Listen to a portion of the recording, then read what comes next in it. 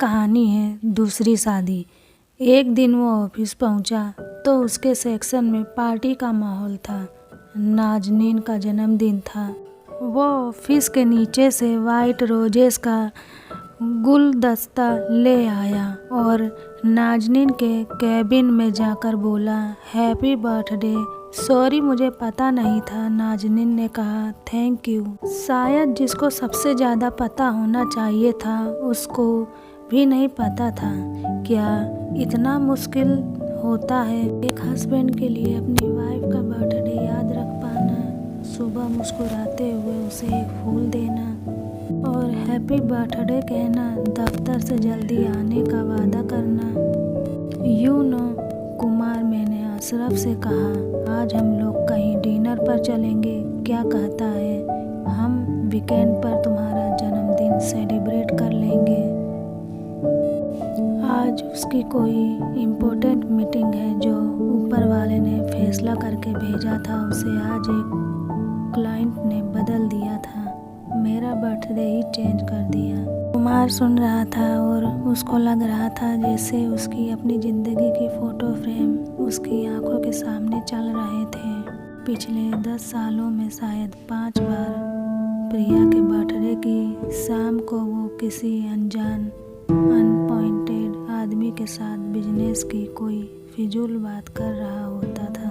क्या इतना मुश्किल था उसके लिए अपनी वाइफ का बर्थडे याद रख पाना, सुबह उसको मुस्कुराकर एक फूल देना, हैप्पी बर्थडे कहना, दफ्तर से जल्दी आने का वादा करना।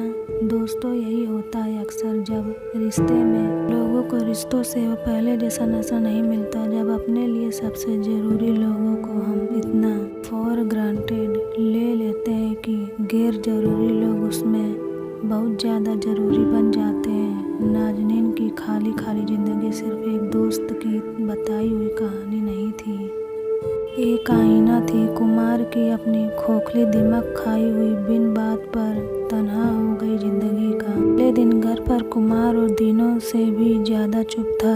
दाढ़ी बनाते बनाते रुक गया। बड़ी देर तक खुद को सामने आईने में देखता रहा। शायद उस अक्स को देख रहा था जो बहुत पहले एक नदी के किनारे सीढ़ियों के पास दफन करके आ गया था। बाहर बच्चों की आवाज़ें आ रही थी। प्रिया नाश्ते के लिए बुला रही थी। कुमार को नाज़नीन की कही हुई सब बातें याद आ रही थी। जब किसी मामूली बात पर तुनक के अशरफ ने उससे 2 दिन तक बात नहीं की थी। जब मेहमानों के सामने अशरफ ने उसे झिड़क दिया था, ऐसा लग रहा था जैसे नाज़नीन कुमार को उसी की अपनी कहानी सुना रही हो। वो अशरफ थोड़ी था, वो तो कुमार था। ये रिश्ता एक मांस का लोथड़ा बन गया था जो वो अपने साथ घसीट रहा था। कुमार जानता था कि फैसले की घड़ी आ गई है। अब या तो दवा करने का वक्त था या रिश्ते को काटकर फेंक देने का था। वो दफ्तर पहुंचा था। लंच के बाद नाज़नीन उसके कैबिन में आई और बोली, मैं थक गई हूँ कुमार, बहुत कोशिश की पर अशरफ और मेरा रिश्ता शायद कब का ख़त्म हो चुका था। अब मैंने और उसने इस पर कोर्ट की मुहर लगाने का भी फैसला कर लिया है। तुम वो गलतियाँ मत करना जो अशरफ ने की। अपने रिश्ते को बचा लो प्लीज़। कुमार ने मेज पर पड़े कागज़ के 2 पन्नों को देखा और नाज़नीन से कहा, तुमने देर कर दी सलाह देने में। नाज़नीन, मैं अपना फैसला पहले ही कर चुका हूँ। शहर की फ़्लाइट सुबह 9:30 पर थी। फैमिली कोर्ट में शाम 4 बजे आने को कहा था। घर से एयरपोर्ट तक कुमार और प्रिया एक शब्द भी नहीं बोले। कुमार के चेहरे पर कोई भाव नहीं था। फ्लाइट से उतरी, टैक्सी में बैठे। एयरपोर्ट से उनके घर की ओर जाने वाली सड़क से टैक्सी बाएं मुड़ गई। प्रिया ने कहा, ये किधर जा रहे हैं? गाड़ी अच्छी चौड़ी MG रोड पर फर्राटे से चली जा रही थी। सिविल लाइंस के बगल से बाएं मुड़ी और करीब 10 मिनट में याद शहर के बाहर नदी के किनारे बनी सीढ़ियों के पास पहुंच गई। कुमार उतरा। उसने प्रिया को गले से लगा लिया। बोला, आई एम सॉरी, मैं बदल गया था, मुझे फिर से वैसा ही बनना है। हेल्प कर दो मेरी। हमने यहीं से की थी ना अपने रिश्ते की शुरुआत।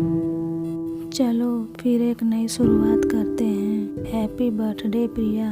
प्रिया और कुमार नदी के पानी में अपने पाँव डालकर बैठ गए, हाथों में हाथ और आंखों में डूबता सूरज। दोनों एक दूसरे को खामोशी से देखते रहे। फिर कुमार बोला, कम से कम अब तो मेरा हाथ कसकर पकड़ सकती हो। 3 घंटे में कोर्ट में हमारी दूसरी शादी है। बस इतनी सी थी ये कहानी। आपको ये कहानी पसंद आई हो तो ऐसी कहानी सुनने के लिए लाइक और सब्सक्राइब करना ना भूलें।